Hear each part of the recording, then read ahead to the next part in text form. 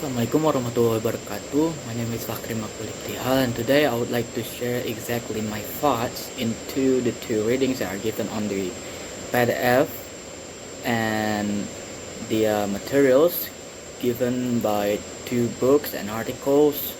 So one of the titles would be using thematic analysis in psychology. Wait, that would be the theme. Okay, the theme would be using thematic analysis in psychology by Brown v. and Clark v. in 2006 under the book of qualitative research in psychology. And then the other part we would have one written by Cavell S. in 1996. It is about an introduction to qualitative research interviewing. Came from the chapters of 1 to 3 and then 7. So, what are the thoughts that I would share about this? There are several pages that I might have caught in the readings of the Brown and Clark's reflective. In this, we would have the familiarization with the data. The familiarization with the data involves into transcribing the interviews. So we're gonna read and then rereading the data and then noting down the initial ideas. Then it's to aim further to immerse ourselves into the content deeply. We come to generate the initial codes systematically, coding the interesting features across the data set, and then codes are labels. Codes are labels to identify the important features of the data relevant to the research question.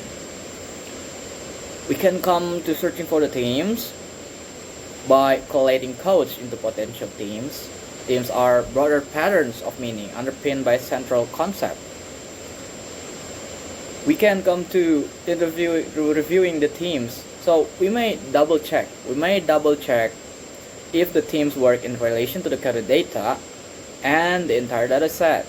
This may involve merging or refining or discarding the themes that we may not need. By refining it, we can find the specifics of each theme and creating clear definitions, developing a narrative that captures the essence of each theme. We can then create or produce the report. We can write up the analysis into a coherent and more compelling way that tells the story of the data. This includes the evidence, maybe quotes or the data statistics that links back to the research questions and literature.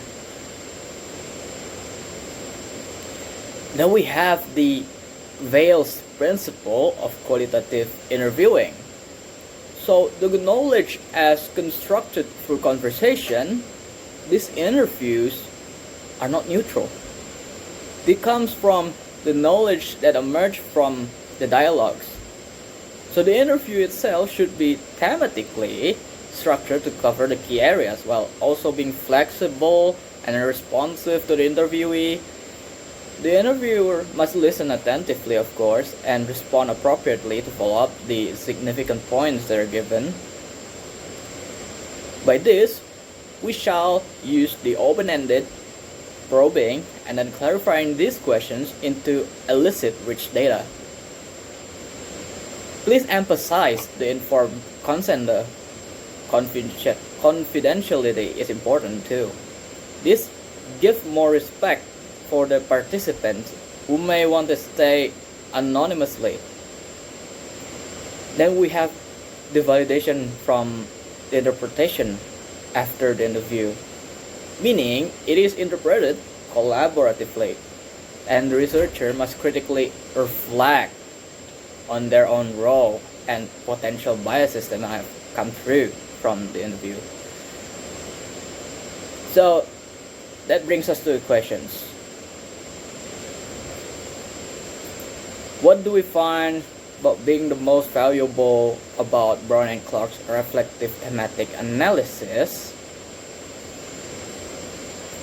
We find that the most valuable about Brown and Clark's reflective thematic analysis is about the flexibility, about the emphasis on meaning making.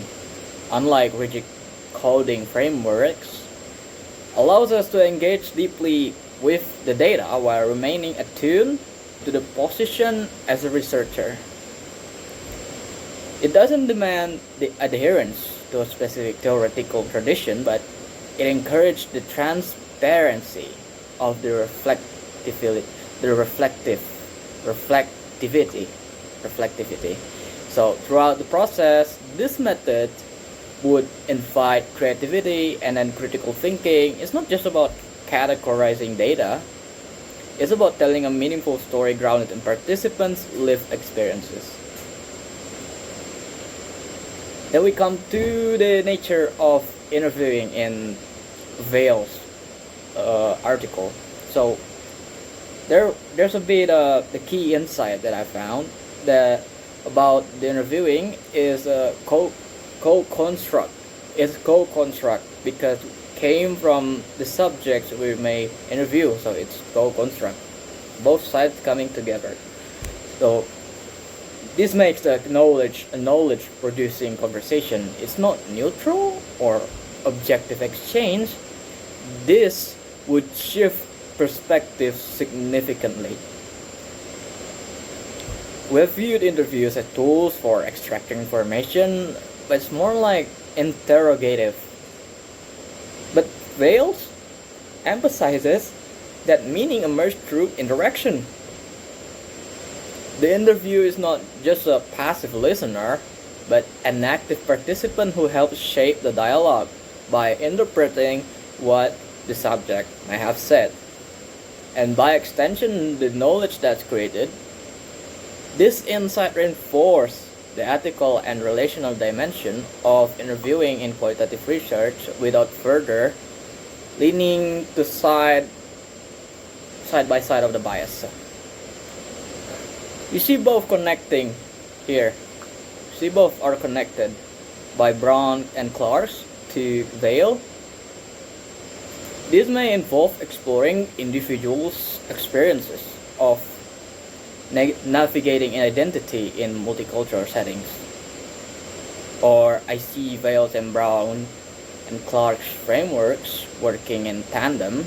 Vale's view of interviews as the dialogical meaning making. This goes aligned with the Brown and Clark's approach, where the themes are constructed rather than discovered. By being reflective during both data and the processes, the interview becomes space for creating a rich textured narrative, and reflective thematic analysis provides the tools for analyze and interpret those narratives thoughtfully.